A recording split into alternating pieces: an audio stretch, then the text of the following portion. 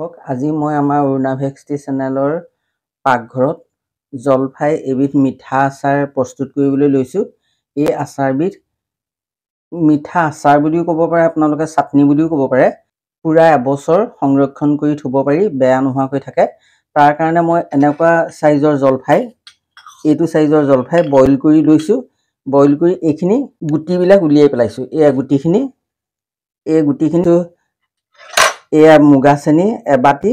এই চেনিৰ জোখটো আপোনালোকে এই সানি লোৱা জলফাই যিখিনি তাৰ 3 ভাগৰ 1 ভাগ চেনি ল'ব লাগে।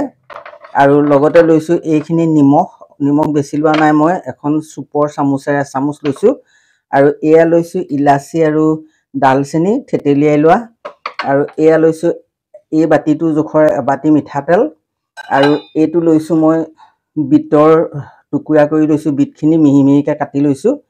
তাৰপিছত আৰু এইটো এনেকুৱা ধনিয়া, জিৰা আৰু চফ মিক্স কৰি মই এইটো মছলা ঘৰতে প্ৰস্তুত কৰি লৈছোঁ। এইটো মছলা আছে ইয়াতে। এইটো মই শুকান জলকীয়াৰ গুড়ি, কিনা শুকান জলকীয়াৰ গুড়ি, আৰু এয়া লৈছোঁ ভিনেগাৰ। এতিয়া মই প্ৰথমতে গেছটো জ্বলাই কেৰাহীখন পাতি ল'লোঁ। ইয়াত মিঠাতেলখিনি দি দিম। এই বাতিটো জোখৰ এবাটি মিঠাতেল লৈছোঁ। এতিয়া তেলখিনি গৰম হ'ল। ইয়াতে মই থেতেলিয়াই লোৱা ইলাচি আৰু ডালচেনিখিনি দি অলপ ভাজি ল'লোঁ। লৈ ইয়াত মই এই বিটখিনি দি দিম। বিটটো অপশ্যনেল হয়, এইটো মই দিছোঁ ৰঙৰ কাৰণে। আপোনালোকে ইচ্ছা কৰিলে দিবও পাৰে, নিদিবও পাৰে। জলফাইটো সিজাই লোৱাৰ পাছত ৰংটো দেখিবলৈ বৰ এটা ভাল নহয়, সেইকাৰণে মই বিটখিনি দি দিছোঁ। এই বিটৰ যেতিয়া সিজি ৰংটো ওলাব, মই তাতে জলফাইখিনি দি দিম। এই বিটখিনি সিজিছে প্ৰায়, তাতে মই এতিয়া এই সিজাই থোৱা জলফাইখিনি দি দিম। মই গুটিখিনি উলিয়াই লৈছোঁ, ইচ্ছা কৰিলে আপোনালোকে গুটিৰে সৈতেও দিব পাৰে। এইটো ফ্ৰিজত থৈ দিলে এবছৰলৈকে থাকে। এইদৰে সংৰক্ষণ কৰি আপোনালোকে থ'ব পাৰে।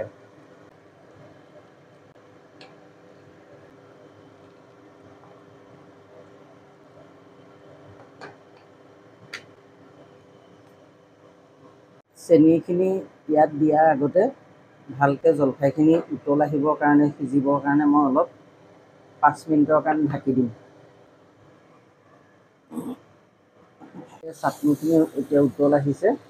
এতিয়া ইয়াতে মই এই চুপৰ চামুচখনৰ জোখৰ নিমখ দি দিছোঁ। আৰু এইখিনি মুগা চেনি ইয়াতে দি দিছোঁ।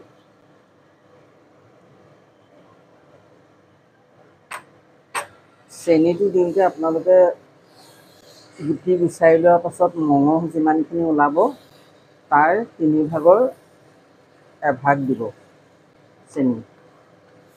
আৰু যদি কোনোবাই বেছি মিঠা খাবলৈ ইচ্ছা কৰে, বেছিকৈ দিব পাৰে। আৰু চেনিৰ সলনি ইয়াতে গুড়ো দিব পাৰে। মই এতিয়া মুগা চেনিটো ইউজ কৰিছোঁ। কোনোবাই ইচ্ছা কৰিলে গুড়ো দিব পাৰে। এইদৰে লৰাই জলফাইটো যিহেতু পানীত সিজোৱা, পানীটো একেবাৰে নাইকিয়া হোৱালৈকে লৰাই থাকিব লাগিব। আৰু আমি অলপ মিঠা টেঙা হ'লে ভাল পাওঁ, সেইকাৰণে চেনিটো অলপ কম দিছোঁ।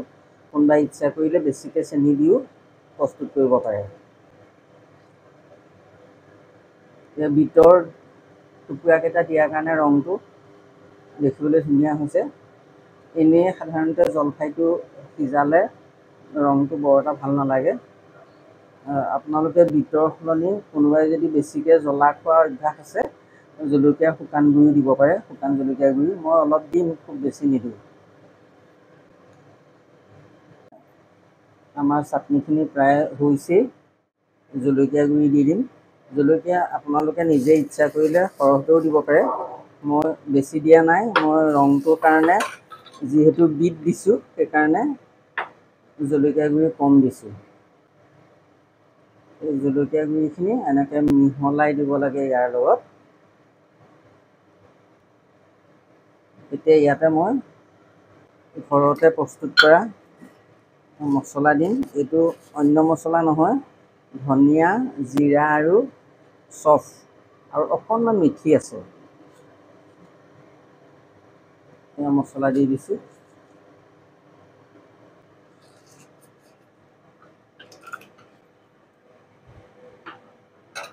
এতিয়া এই মছলাখিনি দি খুব ভালকৈ মই জুইটো অলপ বঢ়াই দি লৰাই থাকিম। মছলাখিনি মিক্স হোৱাৰ লগে লগে ইয়াতে মই দিম অলপ ভিনেগাৰ। ভিনেগাৰটো খুব বেছি নিদিওঁ, যিহেতু ইয়াতে মিঠাটো থাকিব, মিঠাটোৰ কাৰণে বহুত দিন ভালে থাকে আৰু চাটনিটো মানে শুকুৱাই পেলোৱা যায় যে, ভিনেগাৰটো ইমান বেছি নিদিলেও হয়। এতিয়া মই এই চুপৰ চামুচখনে 2 চামুচ ভিনেগাৰ দিছোঁ। ভিনেগাৰটো দি খুব ভালকৈ লৰাই ঢাক মাৰি থৈ দিম। ভিনেগাৰখিনি গোটেই চাটনিখিনিত মিক্স হোৱাকৈ এনেকৈ লৰাই দিব লাগে। এইটো ইয়াত যদিও মই বিট দিছোঁ, আপোনালোকে যদি জ্বলা বেছি খায় জলকীয়া গুড়ি দি পেলাই এনেকৈ ৰঙা কৰি ল'ব পাৰে, কিন্তু আমি জলকীয়া গুড়ি খুব বেছি নাখাওঁ কাৰণে বিট দি পেলাই ৰঙা কৰি দিছোঁ।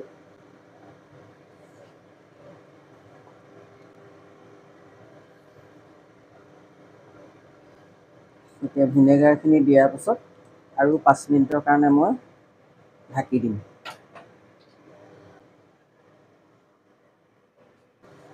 সম্পূৰ্ণকৈ হৈ গ'ল। আপোনালোকে যেতিয়া প্ৰস্তুত কৰি থাকিব, এই কেৰাহীৰ পৰা এই পূৰা চাফা হৈ যেতিয়া এনেকৈ ওলাই আহিব, এই কেৰাহীৰ পৰা যেনেকৈ লাগি ধুই নধৰাকৈ এনেকৈ ওলাই আহিব, তেতিয়াই জানিব যে চাটনিখিনি হৈ গৈছে। এতিয়া মই গেছটো বন্ধ কৰি দিম। এতিয়া যিহেতু জলফাই বতৰ আৰু কিছুমান মানুহৰ ঘৰতো নিজৰ জলফাই থাকে, এইদৰে আপোনালোকে জলফাই মিঠা চাটনি প্ৰস্তুত কৰি এবছৰলৈকে সংৰক্ষণ কৰি থ'ব পাৰে। ভাত, ৰুটি বা এনেই অন্য কিবা বস্তুৰ লগত খাবলৈও যথেষ্ট ভাল হয়। এই ধৰণৰ ৰেচিপিবিলাক বা ৰন্ধন প্ৰকৰণবিলাক পাই থাকিবৰ কাৰণে অনুগ্ৰহ কৰি অৰুণা ভেক্সটি চেনেলটো যাতে আপোনালোকে ছাবস্ক্ৰাইব কৰি থয়। ধন্যবাদ। এতিয়া মই গেছটো বন্ধ কৰি দিম। দৰ্শক, এয়া আমাৰ অৰুণা ভেক্সটি চেনেলৰ পাকঘৰত প্ৰস্তুত কৰা জলফাই মিঠা চাটনিটো হৈ গ'ল। এনেকৈ যেতিয়া লৰাই থাকিলে ধোঁৱা নোলোৱা হ'ব, তেতিয়া জানিব লাগে যে এইটো ঠাণ্ডা হ'ল। ঠাণ্ডা হ'লে এনেকুৱা এটা শুকান বটল, যিটো ধুই থোৱা শুকান বটল এটা লৈ এই চাটনিখিনি এনেকৈ ইয়াত ভৰাই দিব লাগে। দি এই চাটনিখিনি আপোনালোকে ফ্ৰিজত থ'লে এবছৰলৈকে একো বেয়া নোহোৱাকৈ থাকে। মাজে মাজে উলিয়াই যিহঁতৰ লগতে মন যায় আপোনালোকে খাব পাৰে। এই ধৰণৰ প্ৰস্তুত প্ৰণালীবিলাক পাই থাকিবৰ কাৰণে অনুগ্ৰহ কৰি আমাৰ অৰুণা ভেক্সটি চেনেলটো যাতে আপোনালোকে ছাবস্ক্ৰাইব কৰি থয়। ধন্যবাদ। এইটো ভৰ্তি হ'লে এইটো ফ্ৰিজত থৈ ভেক্সটি চেনেলৰ পাকঘৰত প্ৰস্তুত কৰা মিঠা চাটনি জলফাই হৈ গ'ল। এতিয়া আমি এইটো যিহেতু ঠাণ্ডা হ'ল, এতিয়া ইয়াক ফ্ৰিজত আমি ৰাখি দিম।